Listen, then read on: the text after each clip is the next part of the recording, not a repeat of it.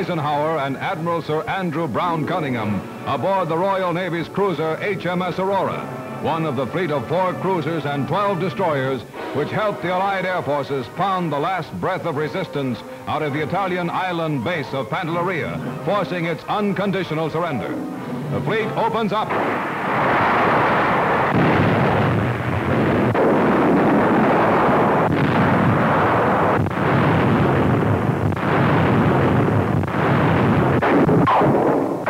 Shells from a few remaining shore batteries miss their targets as the bombardment continues.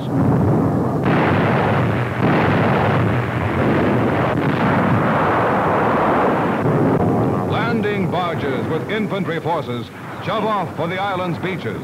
Under attack from Nazi dive bombers, the fleet sends up a smoke screen and keeps on firing. Now the occupation troops move in. Despite the island garrison surrender, the operation may be subject to Axis air attack. Landing is accomplished smoothly and efficiently. Overhead fly some planes of the American Strategic Air Force that brought about surrender. Fires caused by their bombs and by the British Navy shelling still rage on the island as the Armada reaches shore.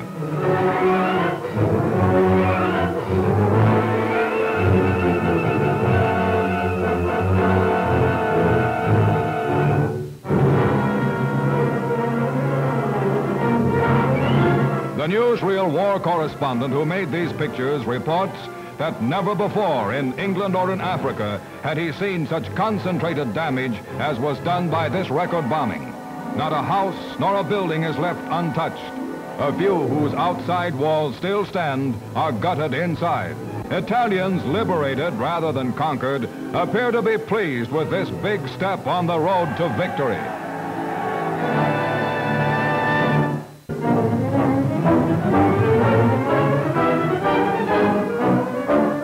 American bombers carrying out final pre-invasion air assaults on Sicily wing over the Mediterranean from North Africa to strike the main Axis fighter base at San Gerbini. Already in furious mass raids, thousands upon thousands of tons of bombs have hurtled down from Allied warplanes to explode on the aerodromes, shipping centers, and military installations of this last vital stepping stone to the European continent. Now, as filmed by the Army Air Forces, a knockout punch. On the port of Messina at Sicily's northeast tip, less than 3 miles from Italy itself, more bombs fall. They smash docks and shipping facilities. Bombs set off the minefields in the waters of the harbor.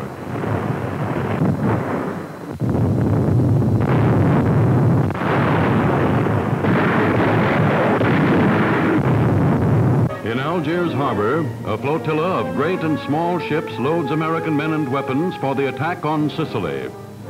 It is part of the largest invasion armada the world has ever seen. The DC-3s come in above the enemy aerodrome. These are the most sensational pictures of parachute tactics ever released. This is a sight to thrill every American. This is your Army.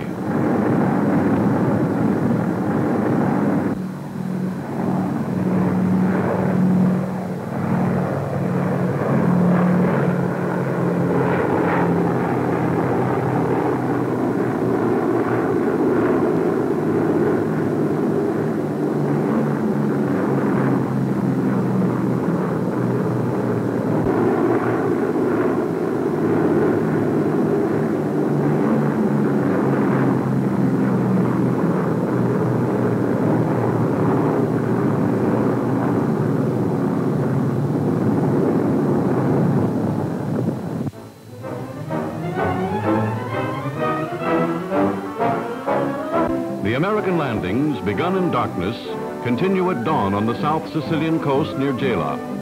The great combined operations have come to a climax.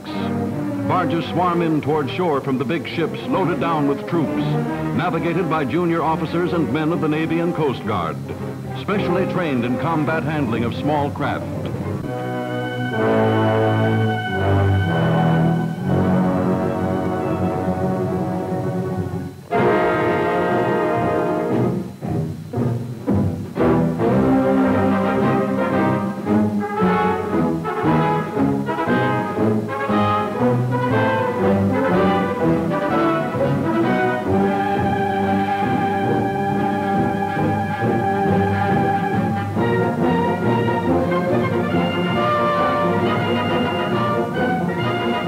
WCIs, made in America and sailed across under their own power, let down their landing ramps. Infantrymen churned through the surf into shore.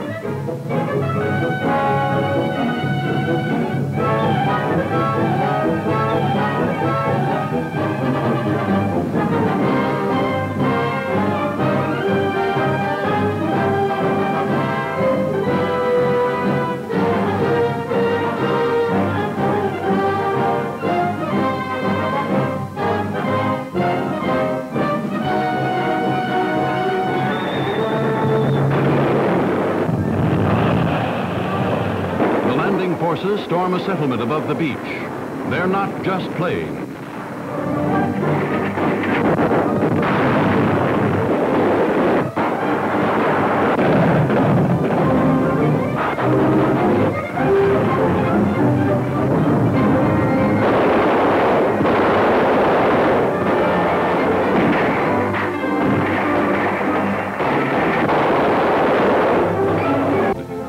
U.S. motor equipment rolls ashore.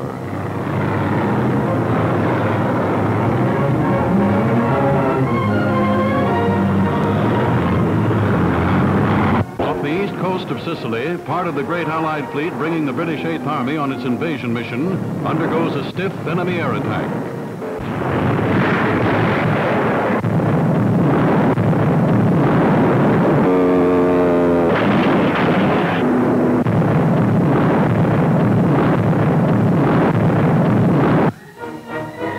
Army streams inland, heading for initial objectives at Rossellini and Avila. In the Allied invasion plan, Americans take the left flank, Canadians the center, and British the right.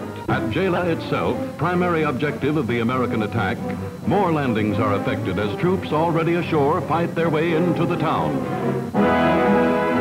General Patton, accompanied by his famous pearl-handled .45, goes over the side of his ship to take personal command of repulsing Axis counterattacks at Gela.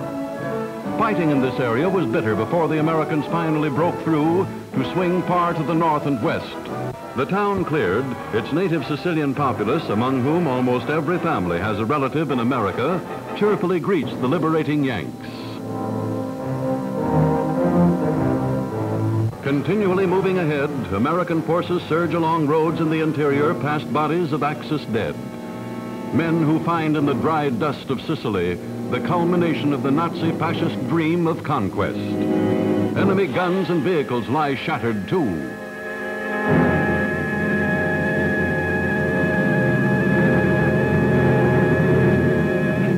Town after town falls as the first few days of the invasion become a week and more.